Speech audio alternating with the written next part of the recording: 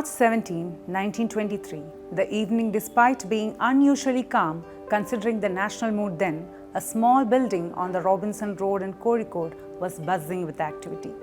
A group of people who dedicated their lives to the freedom of the country under the leadership of Mahatma Gandhi was scripting history. The team of congressmen, led by its state president KP Kesava Menon, were about to print the first edition of the Mathrubhumi newspaper, which heralded a new chapter in the political and cultural life of Malayalis. As the media house is turning 100 years since its formation in 1923, we bring to you the story of Mathrubhumi.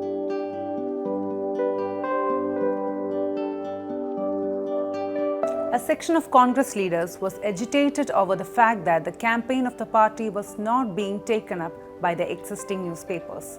They decided to crowdfund a new press. After much deliberations, the Mathrubhumi Printing and Publishing Company was established on February 15, 1922. KP Kesava Menon, K. Madhavan Nair, TV Sundarayar, Ambalakkattu Karunakara Menon, Kurur Neelakanthan Namboodiripadu, P. Achuthan and Dr. A.R. Menon were the directors when the company was registered. They elected Madhavan Nair as the first managing director. The company was born, but it had no funds to function. They aimed to sell 20,000 shares of ₹5 to raise the capital. However, it was no easy job as even the supporters of the Congress party were reluctant to buy one. Congress was in an almost idle state in the northern region of present Kerala after the Malabar Rebellion. Menon wrote to many Malayalis outside Kerala to buy the shares. Meanwhile, many like-minded people pitched in to increase the sales as much as possible. Yet, the target still remained elusive. After struggling for almost a year, the team bought a press and a building for Mathrubhumi in 1923. It cost ₹21,500. However, they had only ₹7,500 with them. Menon sought time to clear the dues of ₹14,000. The Empress Victoria Press and the house was situated on Robinson Road, presently known as the KP Kesava Menon Road. The press was not sufficient to print newspapers. Mathrubhumi then bought an old cylinder press from Vidya Vilasam Press that was functioning on the same street. It served the company till 1930. The company had spent all their money by then. After much discussion, the directors decided that they should start printing immediately, though they were cash-strapped. The board unanimously appointed KP Kesava Menon as the editor. Their salaries were ₹150 and ₹125 respectively, at least on the papers. It was decided that the first edition would be released on March 18, 1923 to mark the first anniversary of the arrest of Mahatma Gandhi. Though the scheduled publishing days of the paper were Tuesday, Thursday and Saturday, March 18 was a Sunday. Menon was aided by P. Ravunni Menon, K.V. Kunyunni Menon, Kozhikode Madhava Menon and T.P. Chandukutti Kidavu in the editorial matters. Among them, only Kunyunni Menon had some kind of experience in writing to the media. The press staff too were inexperienced, but they were determined to script history. On March 17, everyone reached the office a bit early. Kesava Menon had a rough idea of the 10-page newspaper. He had also prepared a vision statement of the paper. After sitting the characters and correcting the proof copy, Foreman Chathukutti started to turn the machine by hand by 4 in the morning. Menon left for home with the first copy of Mathrubhumi. He, in his autobiography Kazhinjakalam, says that his family members reacted as if they saw a newborn when they viewed the paper for the first time. The vision statement written by Kesava Menon was universal. It stood for the entire humanity. It declared solidarity with the suffering people across the world and it proclaimed its intense desire to fight for the freedom of the country. It reminded the readers of the duty of human life and called for changing society into a better world. It said Mathrubhumi would always be committed to the upliftment of the downtrodden. The paper also recognized the need for a unified Kerala. It expressed pride in the diverse nature of the country and pledged to sustain it.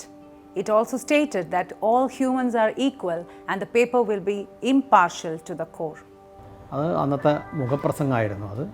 അത് പിന്നെ നമ്മുടെ പ്രകടന പത്രിക, നമ്മുടെ ഈ പതിപ്പുകളിലൊക്കെ അത് വിശേഷിപ്പിച്ചിരുന്ന മാതൃഭൂമിയുടെ പ്രകടന പത്രിക എന്നാണ്. നമ്മുടെ മാനിഫെസ്റ്റോ ആയിരുന്നു അത്. ആ മാനിഫെസ്റ്റോയുടെ പ്രത്യേകത ഈ 100 കൊല്ലത്തിന് ശേഷവും അതിൻ്റെ പ്രസക്തിയോ പ്രാധാന്യമോ ഒട്ടും ചോർന്നു പോയിട്ടില്ല എന്നുള്ളതാണ്. ഇന്നും നമ്മുടെ മാർഗ്ഗദർശനം, മാതൃഭൂമിയുടെ മാർഗ്ഗദർശനം നമ്മൾ പാലിക്കുന്ന നയപരമായ സവിശേഷതകളുടെ അടിസ്ഥാനം ആ നയപ്രഖ്യാപന രേഖയായ സ്വന്തം പ്രസ്താവന തന്നെയാണ്. ഈ ഇതിൽ പറയുന്നത് അതിൽ അന്നത്തെ ഈ മാതൃഭൂമി തുടങ്ങുമ്പോഴുള്ള മൗലികമായ ലക്ഷ്യം എല്ലാവർക്കും അറിയാം. ദേശീയ സ്വാതന്ത്ര്യം, രാഷ്ട്രീയ സ്വാതന്ത്ര്യം നേടുക എന്നുള്ളതാണ്. ബ്രിട്ടീഷുകാരെ നിന്ന് ഇന്ത്യയുടെ മോചനം, അതായിരുന്നു ലക്ഷ്യം, ഇമ്മീഡിയറ്റ് കോസ്, അല്ലെങ്കിൽ അന്നത്തെ പെട്ടെന്നുള്ള കാരണം അല്ലെങ്കിൽ ലക്ഷ്യം എന്ന് പറയുന്നത്. പക്ഷേ അത് ലോകത്തെ മുഴുവൻ കണ്ടുകൊണ്ടുള്ള, ഏത് കാലത്തെയും കണ്ടുകൊണ്ടുള്ള ഒരു രേഖയായിരുന്നു. അതിൽ അതുപോലെ തന്നെ ഒരു രാഷ്ട്രീയ സ്വാതന്ത്ര്യം മാത്രമല്ല ലക്ഷ്യം, ദേശീയ സ്വാതന്ത്ര്യം ഒരു ലക്ഷ്യം മാത്രമാണ്. പക്ഷേ അതിൻ്റെ കൂടെ തന്നെ സാർവദേശീയമായിട്ട് മറ്റ് രാജ്യങ്ങളുടെ മോചനം. അന്ന് എല്ലാ രാജ്യങ്ങളും ഒരു തരത്തിൽ അല്ലെങ്കിൽ വേറൊരു തരത്തിൽ സ്വാതന്ത്ര്യ സമര നീക്കങ്ങൾ നടന്നുകൊണ്ടിരിക്കുകയാണ്. വിദേശ ഭരണത്തിനെതിരായിട്ടുള്ള, രാജഭരണത്തിനെതിരായിട്ടുള്ള നീക്കങ്ങളൊക്കെ നടന്നുകൊണ്ടിരിക്കുകയാണ്.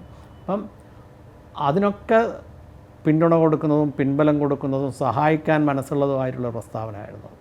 അതേപോലെ തന്നെ ഒരു രാഷ്ട്രീയ സ്വാതന്ത്ര്യം, ഭരണാധികാരി മാറുക എന്നുള്ളത് മാത്രമല്ല, ജനങ്ങളുടെ ജീവിതം മെച്ചപ്പെടുത്താനുള്ള, മനുഷ്യന് അന്തസ്സോടെ ജീവിക്കാനുള്ള അടിസ്ഥാനപരമായ ലക്ഷ്യങ്ങൾ എന്തൊക്കെ നേടണം എന്നുള്ളതിനെപ്പറ്റി വ്യക്തമായ കാഴ്ചപ്പാടുണ്ടായിരുന്നു. Mathrubhumi was born into a turbulent period, into the midst of the struggle for independence. The newspaper is also a product of the Renaissance movements in the early 1900s in Kerala. The works of leaders like Mahatma Ayyangali, Srinarayana Guru, Kumaranashan, Sahodaran Ayyappan, Vakkam Maulavi and V.T. Bhattathirippadu set the ground for its mission and vision. Mathrubhumi never wavered in its relentless fight against the colonial forces. It didn't even spare the managing director in its mission of speaking the truth to power. The Madras High Court had sent notice to Madhavan Nair, the MD of Mathrubhumi, seeking explanation for not ending the barristership as he was active in the civil disobedience movement. During the hearing, he argued that he was not a part of the movement. Mathrubhumi then wrote an editorial criticizing the position taken by Madhavan Nair. The paper made it crystal clear that he shouldn't have made that comment when he was actively involved in the fight for independence. In response, Madhavan Nair pointed out that even though he was personally hurt by the criticism of the newspaper for which he had dedicated his life, it was an act of impartiality and reflected the kind of freedom that the paper exercised. Another editorial ending the debate was published in the next edition. The paper gradually grew in terms of content and subscription. More columns, reports from correspondents in Mumbai, London and Malaysia, local news from different parts of Kerala were printed regularly. Kerala was witnessing the historical march of a newspaper that soon became part and parcel of its day-to-day existence.